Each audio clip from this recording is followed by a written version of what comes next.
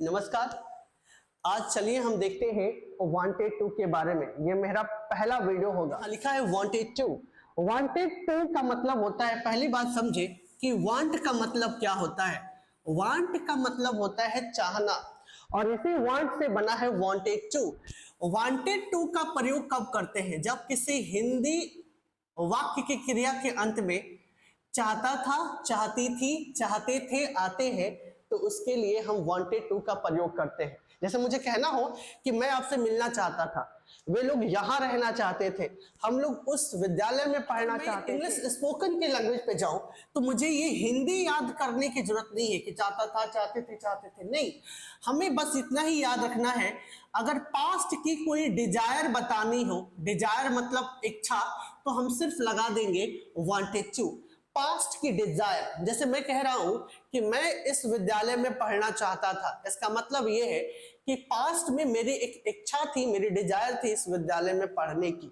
अगर कोई कह रहा है कि वह यहां रहना चाहता था, तो उसकी डिजायर थी, उसकी इच्छा थी यहां रहने की। यहां आप देख सकते हैं कि नियम लिखा है, पहले सब्जेक्ट होता है, सब्जेक्ट के बाद वांटेड टू प्लस V1 और ऑब्जेक्ट। मतलब क्या है, देखिए यहां सेंटेंस दिया है, मैं क्रिकेट खेलना चाहता था। क्रिकेट कौन खेलना चाहता था? मैं। तो सब्जेक्ट मैं है, मैं को इंग्लिश में बोलेंगे आई। आई के बाद क्या लिखा है? Wanted to. I wanted to. To हो गया। वर्ब क्या हो रहा है? खेलना। क्या खेला जा रहा है यहाँ पे? क्रिकेट। तो खेलना का इंग्लिश होता है प्ले, और खेला क्या जा रहा है यहाँ पे? क्रिकेट खेला जा रहा है, तो ऑब्जेक्ट आपका हो गया क्रिकेट। क्रिकेट। एक बात और बता दूं मैं, 99% ये चांसेज है कि कहीं भी अगर वर्ब में टू होगा, कहीं भी सेंटेंस में टू होगा, तो आगे V1 आएगा ही आएगा। ये कंफर्म है। पूरी इंग्लिश में कहीं भी टू लिखा होगा, उसके बाद वर्ब का फर्स्ट फॉर्म ही आएगा, V1 ही आएगा। कभी टू के साथ V2, V3, V5 नहीं आते। 99% मैं बता रहा हूं, 99%। और टू प्लस V1 को हम इन्फिनिटिव के नाम से जानते हैं। क्या जानते हैं इसे?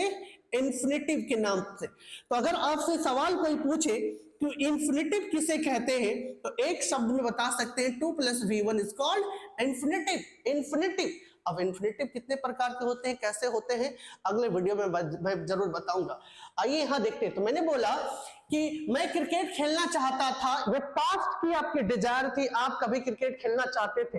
तो मैंने बोला कि मैं क्या हुआ? आई। आई के बाद लिखा हमने वांटेड टू, और प्ले का हो गया, खेलना का हो गया प्ले, और प्ले के बाद आ गया क्रिकेट। इसी बात को मैं नेगेटिव भी बोल सकता हूं। कैसे?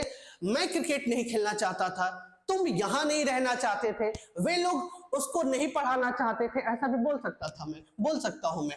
तो यहां क्या हो रहा है, जैसे मैंने यहां पे एक सेंटेंस लिखा है कि आप पढ़ाई नहीं करना चाहते थे। आप पढ़ाई नहीं करना चाहते थे, तो आप सब्जेक्ट है, आपका हो गया यू। अब देखिए एक बात बता दें कि जब वांटेड टू के बाद यहां नेगेटिव आता है, तो नेगेटिव में हम क्या करते हैं? डिड और नॉट लगा देते हैं, और डिड नॉट लगाते हैं तो सिर्फ यहां पे वांट आता है।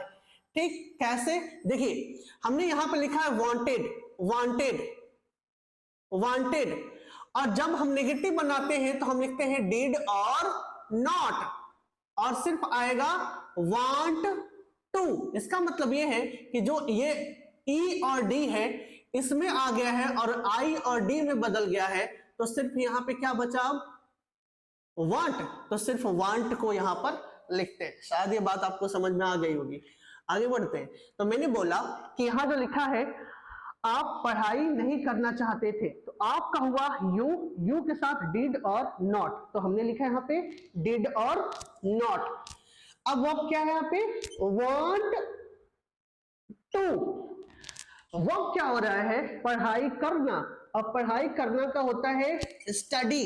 देखिए रीड और स्टडी में अंतर है। मैक्सिमम लोग इस बात के लिए कंफ्यूज हो जाते हैं, उनको लगता है रीड एक ही बात है और स्टडी एक ही बात है। नहीं, पढ़ाई करना, पूरी प्रोसेस के बारे में बात किया जाता है तो स्टडी कहा जाता है। आप कुछ पढ़ रहे हैं सिर्फ तो उसको रीड कहा जाता है। तो मैं यहाँ पढ़ाई करने के बारे में बात किया हूँ तो स्टडी बोला हमने, ठीक है। अगला जो टाइप है वो है इंट्रोगेटिव। इंट्रोगेटिव क्या होते हैं? जिसमें सवाल पूछे जाते हैं, जिसमें क्वेश्चन पूछे जाते हैं। और क्वेश्चन पूछने के दो तरीके होते हैं। क्या? एक तो वो जिसमें जिसका जवाब, एक वो सेंटेंस जिसका जवाब सिर्फ यस और नो में दिया जाता है उसको बोलते हैं यस नो इंट्रोगेटिव। और वह क्वेश्चन जिनका जवाब कुछ और शब्दों में दिए जाते हैं उनको बोलते हैं WH वर्ड। मतलब क्या है? जैसे मैं कह रहा हूं, यहाँ पे देख सकते हैं आप, क्या आप खाना पकाना चाहते थे? अगर ये सवाल किसी को पूछा जाए तो पूछा जाएगा क्या आप खाना पकाना चाहते थे, तो सामने वाला जवाब देगा यस, नहीं तो नो। क्या आप उससे मिलना चाहते थे, तो आप भी कहोगे यस, नहीं तो नो। तो ये जो इंट्रोगेटिव है ना उसको बोलते हैं यस नो टाइप, इसलिए ऊपर मैंने लिखा है यस और नो। इसका जो रूल होता है वो ये होता है कि जो हेल्पिंग वर्ब होता है, यहाँ पे डिड जो हेल्पिंग वर्ब की तरह काम किया है, हेल्पिंग वर्ब को पहले रखते हैं, अब रखते हैं सब्जेक्ट को, उसके बाद वांट टू V1 और ऑब्जेक्ट। तो यहां पहले कह रहा है कि डिड लिखिए, तो चलिए हमने लिखा डिड। डिड के बाद सब्जेक्ट कौन है? खाना पकाना। कौन पका रहा है? आपका हो गया यू। अब क्या है यहाँ पे? वांट। वांट के बाद आ गया आपका टू, और उसके बाद वर्ब क्या हो रहा है? खाना पकाना। तो खाना कुक हो गया, कुक मतलब पकाना, और क्या पकाया जा रहा है? खाना। और यहाँ पे आ गया क्वेश्चन मार्क क्योंकि सवाल पूछा गया था, ठीक है। इसी बात को आप नेगेटिव तरीके से कह सकते हो। कैसे? क्या आप, अगला देखिए, इसमें क्या है? क्या वह मुझे आमंत्रित नहीं करना चाहता था? सवाल पूछा जा रहा है। अगर किसी से पूछा जाए क्या वह मुझे आमंत्रित नहीं करना चाहता था, तो जवाब यही मिलेगा यस, नहीं तो नो, ठीक है। हाँ, नहीं तो ना। तो इसमें क्या है? इसको बोलते हैं yes no negative. Yes no negative इसलिए बोले हैं क्योंकि इसमें अब नॉट शब्द लग गया है, नॉट लग गया है, यहाँ पे नहीं लग गया। तो यहाँ सवाल है क्या वह मुझे आमंत्रित नहीं करना चाहता था? तो पहले लिखा है डिड, हमने लिखा यहाँ पे डिड, ठीक है। सब्जेक्ट है वह, तो वह के लिए क्या लिखेंगे? ही लिखेंगे। सब्जेक्ट के जस्ट बाद नॉट लिखे। क्यों नॉट लिखे? क्योंकि यहाँ पे नहीं शब्द आया है। नॉट लिखा, उसके बाद आपने लिखा क्या? Want to. Want to, verb क्या हो रहा है? काम क्या हो रहा है यहाँ पे? आमंत्रित करना। और आमंत्रित करना का होता है इनवाइट। किसे इनवाइट करना? मुझे, और मुझे का हो जाएगा यहाँ पे मी। लास्ट में आएगा आपका क्वेश्चन मार्क। तो ये था इंट्रोगेटिव। किस टाइप का इंट्रोगेटिव? जिसका जवाब सिर्फ यस नो में दिए जा रहे थे, इसलिए इसको बोलते हैं यस नो इंट्रोगेटिव। अब आते हैं WH वर्ड की तरफ। WH वर्ड उन्हें कहते हैं वैसे शब्द जिनमें W और H लिखे रहते हैं, इसलिए इनको बोलते हैं WH वर्ड। कैसे? चलिए यहां देख लेते हैं। जैसे यहां पे लिखा है वाई मतलब क्यों, वेन मतलब कब, वेयर मने कहां, हाउ मने कैसे, हु कौन, ये सब जितने भी शब्द है ना, व्हाट, आप व्हाट भी लिख सकते हैं, बहुत सारे शब्द होते हैं, लेकिन मैक्सिमम जो आते हैं सेंटेंस में वो यही शब्द होते हैं। ये जो शब्द होते हैं इनको बोलते हैं WH वर्ड। ऐसा क्यों? इसलिए कि इन सभी शब्दों में देखिए कॉमन मिलेगा WH, इसलिए इनको बोलते हैं WH वर्ड। तो अब जो टाइप पढ़ने वाले हैं इस सेंटेंस का, इसमें हमें मिलेगा WH वर्ड शब्द मिलेंगे। कोई एक शब्द मिलेगा, वो शुरुआत में नहीं, कहीं बीच में मिल सकता है, ठीक है। तो चलिए देखते हैं। आपको पता है इन सब चीजों का वाई मतलब वेयर मतलब कहां, ये सब चीजें होती है। आगे चलते हैं, देखते हैं। देखिए, और WH वर्ड पढ़ रहे हैं, WH वर्ड पढ़ रहे हैं, तो इसका नियम ये कहता है कि पहले सेंटेंस में लिखिए WH वर्ड, और जो हेल्पिंग वर्ब था डिड, तो वो डिड लिखिए। फिर लिखिए आप सब्जेक्ट, सब्जेक्ट के बाद वांट टू V1 और ऑब्जेक्ट। तो कह रहा है पहले ही कि WH वर्ड पहले लिख दीजिए। तो यहाँ पे WH वर्ड क्या है?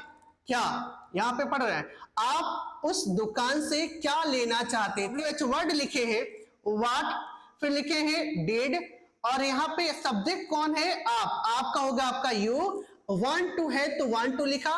वर्ब क्या हो रहा है? टेक, लेना।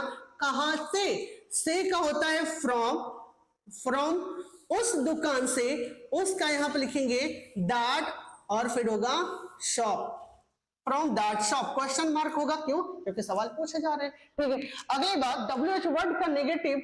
अब देखिए यहाँ पे क्या हो रहा है, WH वर्ड डिड, सब्जेक्ट के जस्ट बाद लिख देंगे नॉट। जैसे यहां लिखा है सरकार गरीबों की मदद क्यों नहीं करना चाहती थी, तो यहां WH वर्ड पहले कह रहा है लिखने के लिए, तो यहां पे WH वर्ड क्या है, क्यों। तो क्यों को इंग्लिश में क्या बोलते हैं हम, वाई। अब फिर क्या लिखेंगे, सब हेल्पिंग वर्ब डिड, सब्जेक्ट कौन है, सब्जेक्ट है सरकार, वाई डिड द गवर्नमेंट